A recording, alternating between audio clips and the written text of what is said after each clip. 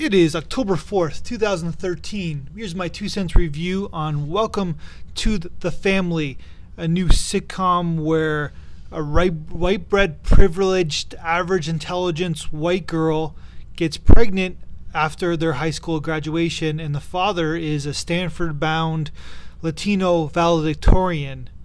And what happens is the parents, and mainly the fathers, don't get along and shenanigans are beginning. But the question of me that I'm asking throughout, and I'm not supposed to ask this question because I'm a male and I have no right to, is why is she having the child? Especially for the father, this guy's headed for Stanford, she's headed for Arizona State. They got their whole life ahead of them. So why are they staying and choosing to stay in LA and raising this baby? Especially for the father, who seems to have a pretty bright future ahead of him, and it's going to be harmed by this pregnancy, which nobody seemed to talk about in the pilot. They just seem to talk about how they don't like each other, and oh, well, it's good that they're in love with each other. So Welcome to the Family is one of those shows that I asked the question throughout that I'm not allowed to ask because I'm a male. Listen, I believe in the woman's right to choose. She can do whatever she wants, but at least you should ask about it. You know what I mean? That was my issue with Juno back in 2007. But of course, I'm not allowed to ask that question. So anyways, what I liked about this show is that it has a cliffhanger, and it makes you want to watch what happens next.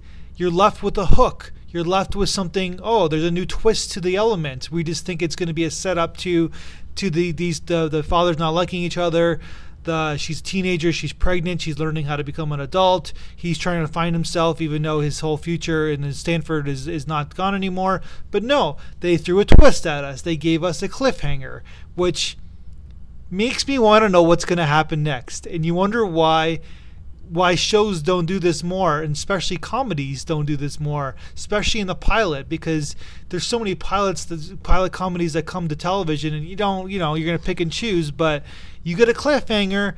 There's something about these cliffhangers that make you want to watch next. Homeland, you know what I mean? Like it's an average show, but they got these cliffhangers. Remember Lost? Talk about a mediocre show until the last 5 minutes, and they're like, oh my God, now I need to know what's going to happen next. So Welcome to the Family is a pretty good show. Well, it's okay. I give it 3 out of 5, and I hate giving ratings, but I'm going to watch the next episode because I want to know what's going to happen next. That's my 2 cents.